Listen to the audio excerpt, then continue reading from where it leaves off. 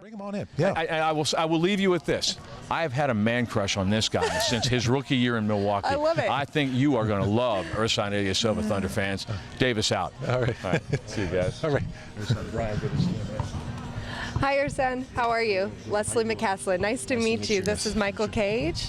Ersan Michael Cage, yes. Well, Brian Davis just said it. He's had a man crush on you, and I guess on your game, the way you play. I know you led the league in charges last season. That's something that the Thunder will absolutely love. Solid three-point shooter. Yep. Tell people who haven't watched you or aren't familiar with your game a little bit more about it. Just playing hard, whatever's up there. Just try to do, the best things can I do, and like I said, each game and every day, just try to give it 110%. Ersan, we know you can shoot the three, and we know you take charges. As a player, what's the next step for you? And now, obviously, you're changing teams. You start a new training camp tomorrow. What's your focus going into that training camp tomorrow morning?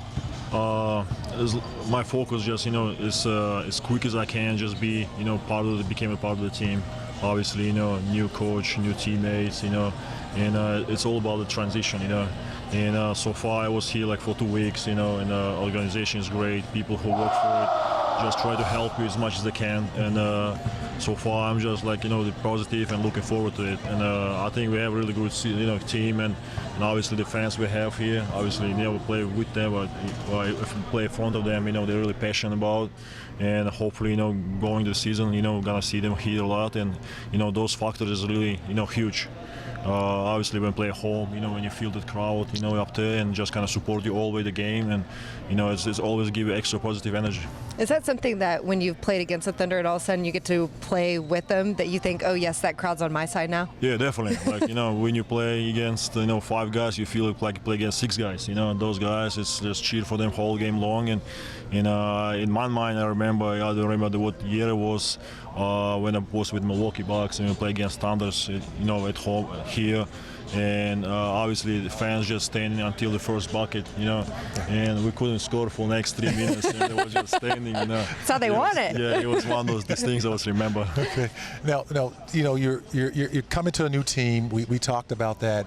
Your first training camp. You know how the Thunder. You're starting to understand the Thunder experience here, but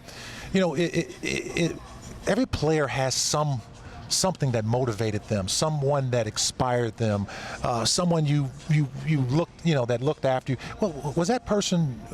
Do you have that person? Is there anyone you can think of that really touched you along the way to help develop you, get to where you are, to share with our fans? I will say, when I was grow up, obviously. When you grow up in Turkey, overseas, the first thing, you have to play the soccer. Right. It's kind of mandatory thing because, when you play going outside, it's always kids does, play football. We call soccer. So, and my mom kind of, just pushed me into it. Just, asked me one time, you're gonna try to play basketball, and she, playing basketball in a soccer nation.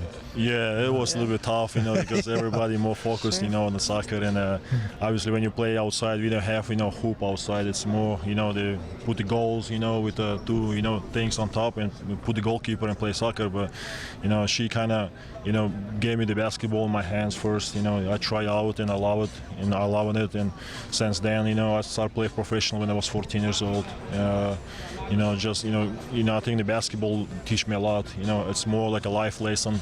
Obviously, when you play, professionally, and you travel a lot, see different countries, play with different teammates, during my whole career, kind of try to learn from them, their point of view on life and stuff. And I will say, that guy who I was drafted by Milwaukee in 2005, Tony Kukoc was, part of the team, and he one of those guys, who I was looked up to it. He's obviously have a lot of experience back in Chicago, play with, win a lot of championships and stuff. It's why, the reason I wear number 7 is kind of, because of Tony Kukoc. Yes, okay. I was, I was one of those guys who I was always admired. Now, did you watch Tony growing up when he was with the Bulls? Yeah, I watched, we play for the national team with Croatia, it's kind of all the way through, and I was really excited, when I was drafted, and he was part of the team at the time. Okay. All right, Ersan, thank you so much. We appreciate it. Thank you for the insight. I know people are excited to see you play here. Same nice as well. to meet you. Thank you. Ersan Ilyasova. Of course, we're at Oklahoma City Thunder Media Day, and